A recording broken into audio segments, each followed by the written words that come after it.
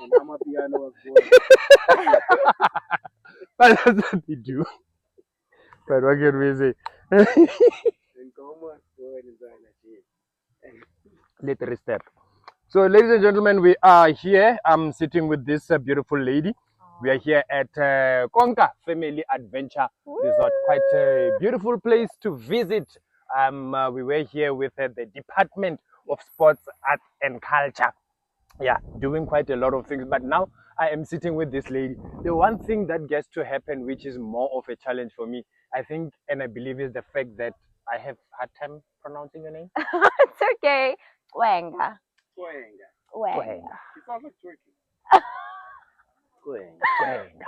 But yeah, Cwenga. No, I think Because of Cwenga that. can be anything. I mean, it means purity, so I don't know what you mean by right. purity. You're right. Not the one that you expect. You Right. expect something else. You know, I'm you expecting expect- something different. But yeah, we are with, of course, our beautiful sister here. Thank with, you. of course, one of the initiatives that we want to talk, especially today.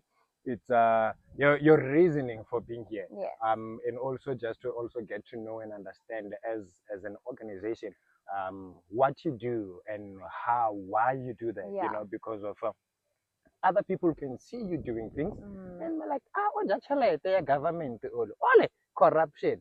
But people, or most people, they don't get to have an understanding as to Yes. the reasons behind why people are doing or act or do certain things. Absolutely. Thank you so much for the opportunity to share. Firstly, I'm here at the Khurikane Girls Camp. I was invited by the Department of Sports, Arts and Culture to be the camp facilitator, which is a phenomenal honor and opportunity to just engage with such bright and inspiring young girls who are a young woman and who I treasure as my sisters. And I was also here as a stakeholder organization representing my organization, Talitha Together. And we empower adolescent mothers as young as 9 years old to 19 years old in Africa through education and entrepreneurial skills development. And we do that because children are giving birth to children in Africa. And there is an attack, I believe, on the African girl child because of how much greatness is in her and how much potential is in her.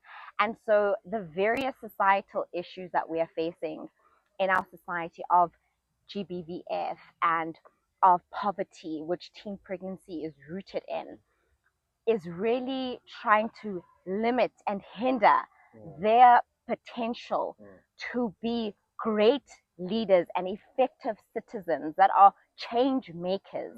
And so our message, and to lead to together means little girl, young girl, rise. Our message to adolescent mothers and child mothers is to rise up and rise above the challenges of teen pregnancy, the challenges of child pregnancy, because your future is still bright. Your dreams are not dead. Your life is not over. You've got so much to still accomplish on this earth, and you have the ability to achieve those dreams.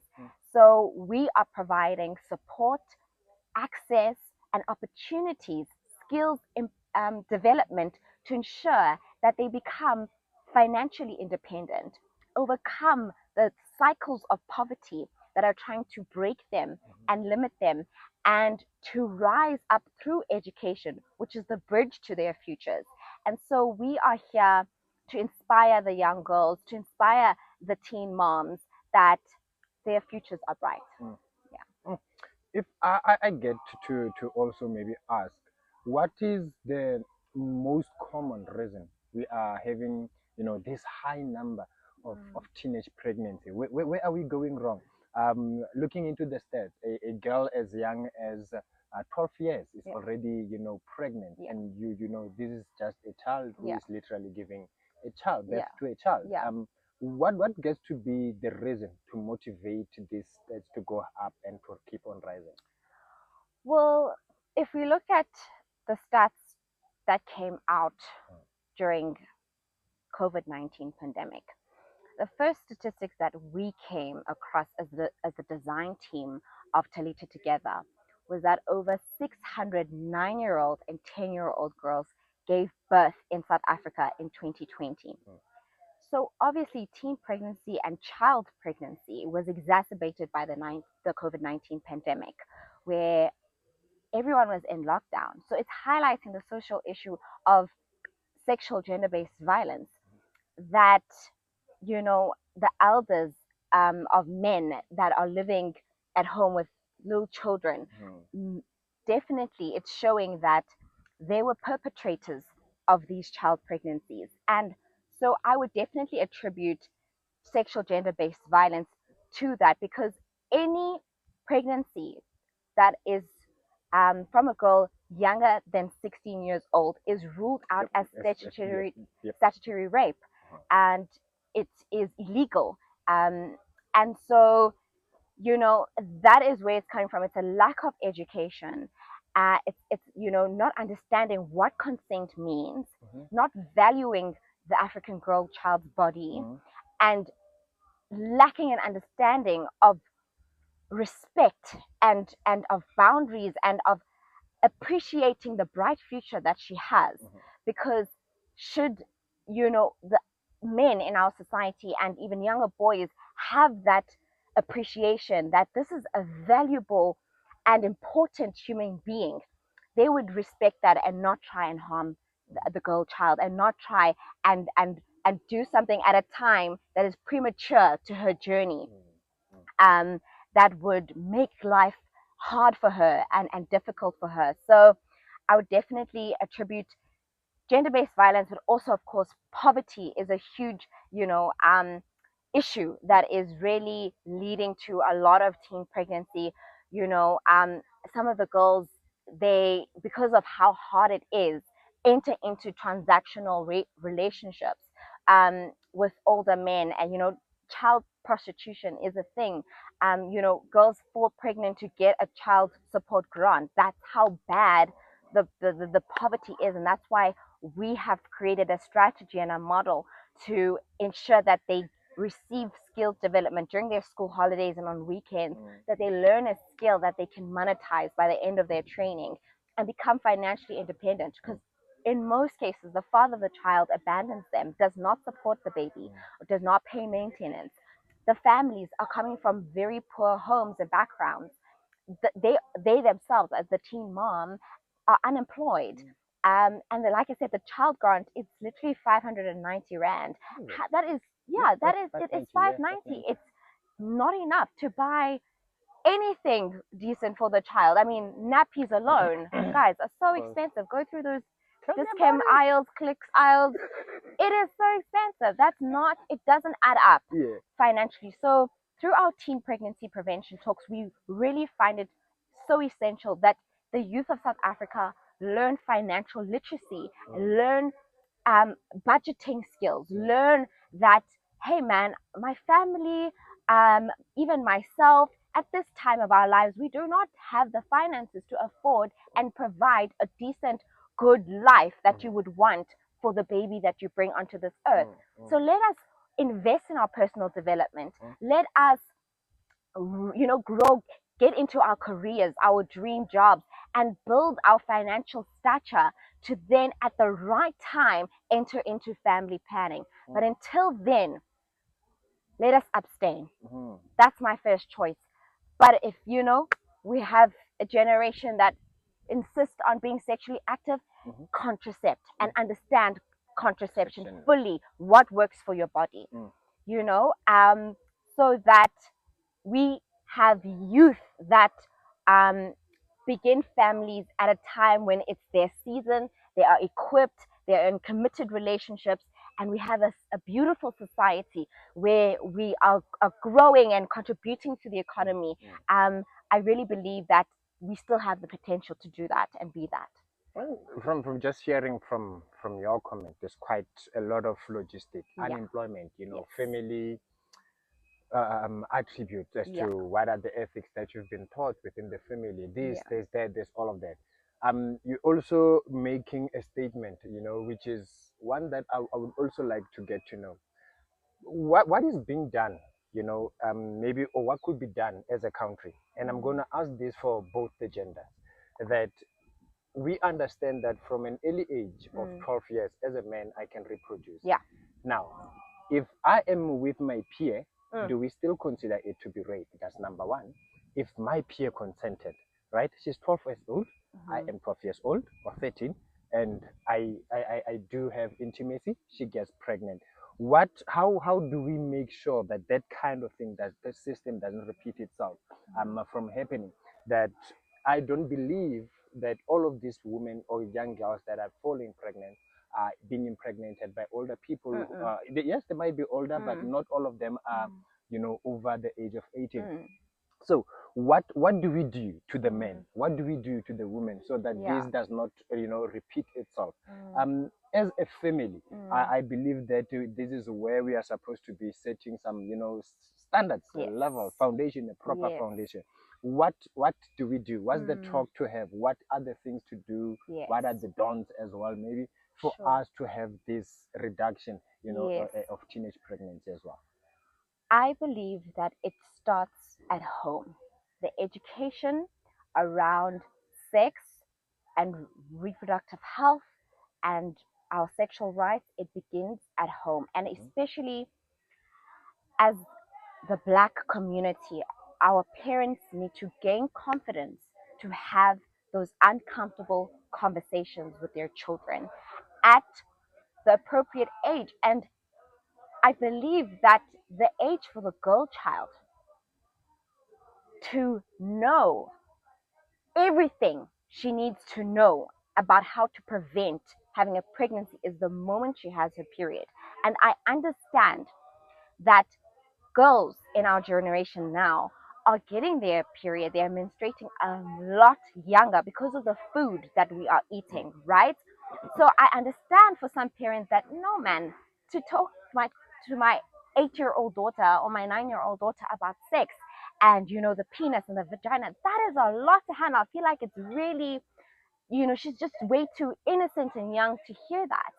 But then the risk that they're taking is that they go out into a world that is saturated with pornography and with GBV, with rape, with perpetrators, with all these things that the parents themselves are not there, um, are not there when there are male educators at school raping the girls and impregnating the girls. They're not in those public spaces to protect their daughters. And so they have to empower their girl child with the knowledge and with the education as to how to defend themselves, how to protect themselves from falling pregnant at a young age. And when it comes to the boy child, which we fight as Talitha together for gender equality in the conversation of teen pregnancy, because it is not fair that the girls become the face of teen pregnancy because the changes and the child is evident in her body, and yet the boy child, who's there, could be their age mate, like you're saying, continues with their schooling, gets their matric, goes to university and gets into their dream job, while the girl child who is pregnant drops out of school because of the shame, because of the bullying, because of the stress, the anxiety, the depression, the abandonment, all of those things, societal stigmatization and marginalization, and is not able to progress and realize her dreams. So that is not fair, and we have to address that, and that's why we focus on empowering the girl child. But in terms of parents at home, they also need to talk to their boy child, educate them both, teach them about consent, even in terms of building values and a vision in the home plays such a huge role. Understanding that a high alcohol consumption and drugs, consuming drugs, will influence your decision making. A lot of pregnancies we have found were from poor decision making because they were under the influence of substance. So substance abuse is also another factor. Our young people are getting access to alcohol at a very young age, and that is affecting them. So I think when we talk about the nation addressing it, nations are built from families and from homes, and that's why I'm saying we need to address it, every family, every home, at the right time, have wisdom and address it in a way that is still age appropriate, and that in a way that they can understand and that is comprehensive, and do that in the home, and then we go into the education system and ensure that in those life orientation classes, in the assemblies, during workshops, make sure that quality, comprehensive and effective sexual education is being taught, that the young people are empowered with the right knowledge aligned to all the policies of the various, the Department of Basic Education,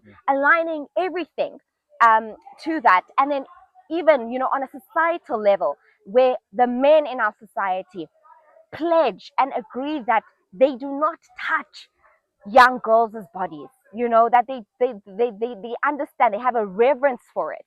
And even the young boys in our society, that they have a respect for the girl child, and even equally amongst girls, that they value their bodies, that they know how to take care of themselves, how to protect themselves, is important. So we all need to be educated, we all need to be empowered, and we all need to desire the same, have that same vision and same values towards a country that we're proud to call our home, a society that we feel, united, and that our youth are really thriving, because we are too talented as young people. We have too many gifts, but we need access and we need opportunities so that we can really make this country, and Africa in general, the greatest across the globe.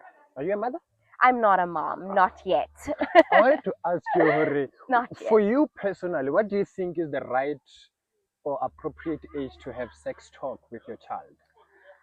If it's a girl child, Yeah. when her period starts, Okay. because that's when I got it. Okay. I got that talk as soon as I was crying in tears about, and shame, my parents were away, but my grandmother was home and she gave it to me, but she gave it to me in a storytelling way of, we're Xhosas, so it was ibhokwe ne cabbage. She found a way to like explain sex to me, in that the girl is the cabbage and the guy is the goat, and so and so as the cabbage, as the girl, like the goat will always be hungry for the cabbage. That's how they are, designed. So make sure you're not eaten by the goat, and ensure that only at the right time through marriage, because I come from a Christian, family and home, at the right age, at the right time, and within the constitution of marriage, that is when we are accepting and approving and celebrating that yes, sex. So I was empowered. I was blessed to have a grandmother who empowered me with that information at that time, and I knew now how to navigate myself going outside the doors of home, and in the generation that we're in, so yeah, I would say that is the right time for the girl child. But for the boy child, like you said, as early as 12 years old, they are able to, reproduce. So at those ages, they should know already how to prevent it. Yeah. I'm done. No question. Final comments? Final comments, maybe, if you want to ask me anything. Even if it's based on your girl, don't worry. I may make it personal. Yeah, maybe she's like, no. Catch the feelings to cafe, no? It sounds motivating when the chicks are yeah, because you had mentioned you have a daughter, so I'm just, I don't know how old your daughter is. My daughter, she's still young, but I've raised a girl. Yeah, she's 7, but I've raised a girl who's 18, 19 now, I think. Wow. Yeah, she's doing matric. 18. Yes. In fact, she's 17, turning 18 next year. So have you had that conversation with her? I've had that conversation, and it's unfortunate that wifey told me to have the conversation, because she had already had the conversation. Yes. But now she's like, you are the man. Yeah. You now have to go and tell her as a man. Yes. But I think this was after that conversation they had. And Yeah. when she had her first period, Yeah. because I think she started to have her first period, I think it was somewhere last year, if not the other Okay. year. Okay. When she started to have the periods, well, if you had a conversation Yes. with her, but now as a man, I had to step in. Um, I had to now start doing things of asking her questions as to what does she understand, what does she know.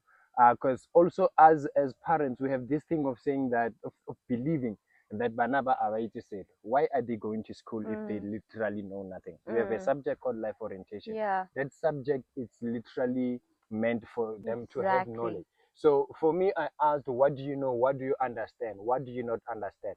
And then from there, that's when we started to have the That's guide so to great. say this is where we are, this is Yeah. what gets to happen. Yeah. And I think that a lot of people tend to make threats instead of advising. Sure. You know, it's always utuima. Yeah. You get it. And a child literally saying that you want me to get pregnant. Now I Hey. must be. So for me, it was saying that, listen, sex is good. Sex is nice. But also just understand, Yeah. you gotta wait for the right That's time. right. That right time, Yeah. that right moment. Yeah.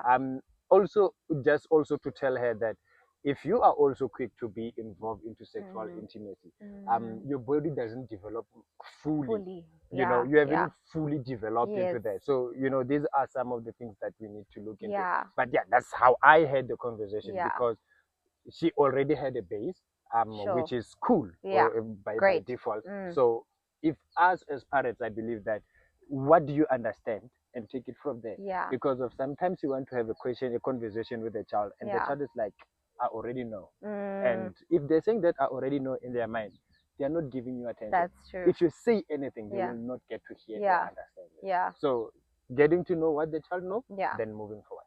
And I absolutely love that. I think it makes a huge comment, and there's a huge need for present fathers to be role models to our children. South Africa has a high rate of fatherless homes, and that plays a role in influencing the girl child, because now she just has a picture of a mother who's taking care of babies. That is, Yes. even young girls play with baby dolls at a young age. It influences their mind that you enter into motherhood. Girlhood is just, it becomes so short. Yep. And motherhood just enters in, because that's all that is being, modeled as a single mother. And I shout out to the single mothers that have continued to, ensure that their children get educated and fulfill their dreams. But there is a cry, there's a longing for the fathers of our nation to rise up, to be present in the home, and to also, add their voice to that conversation, influence the boy child, for mentors, for men of valor to rise up, men of values to rise up and mentor these young boys and their sons in the right way that they should go in, as far as interacting with, young girls. And, I don't want a youth that is suffering because of HIV, AIDS, and STIs and STDs, and, just drained. Yeah, their energy just a lack of education, the energy drained from pornography and just the wrong things. We've, like I said, we've got too much potential, we've got too much talent, a richness of culture, and a vibrancy like no other. And we are young, man. Our futures are bright, and I'm excited for what we are going to contribute, and our efforts to prevent teen pregnancy through Talitha Together, and to empower the adolescent mother, not leaving her behind, and ensuring that her too and her beautiful baby, the baby generation, and as well as the teen moms generation, that they all rise together. We rise by lifting others, and that is what is important. Let us all play our role individually, all adopt a cause that we can help bring change, especially to the girl child in Africa. Quite interesting. Thank you. All right, that's a wrap. Thank you. I could still go on. But it's a wrap.